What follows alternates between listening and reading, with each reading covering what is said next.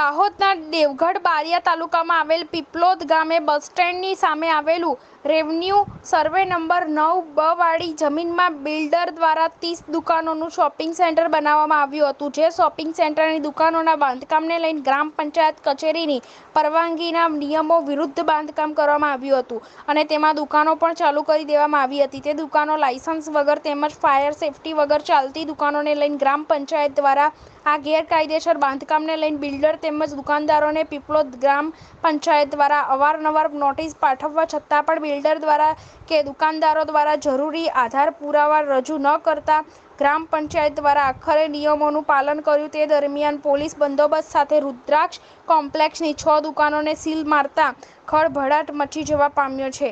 Byte Piplod ગ્રામ પંચાયતના સરપંચ છત્રસિંહ પટેલ. મનોમંથન અબ્દુલ રજાક મંસૂરી, દેવગઢ બારિયા. મારું નામ પટેલ છત્રસિંહ ફુલાભાઈ છે અને હું હાલમાં ગ્રામ પંચાયત પીપલોદ સરપંચ તરીકે ફરજ બજાવું છું. આ જે સીલ મારવામાં આવ્યું છે શોપિંગ સેન્ટરનું કયા કારણોસર સીલ માર્યું? આ શોપિંગ સેન્ટરનું જે સીલ મારવામાં આવ્યું છે આજની તારીખમાં, એમાં ગ્રામ પંચાયતે જે પ્રમાણે નિયમો અનુસાર બાંધકામ કરવામાં એ કર્યું તો નિયમો પ્રમાણે બાંધકામ કરેલ નથી. તો આ કેટલી દુકાનોને સીલ મારવામાં આવી? 12 દુકાનોને સીલ મારવામાં આવી છે. આગળની વધુ કાર્યવાહી શું હશે તમારે? આગળની કાર્યવાહી પછી આગળ વિચારીશું.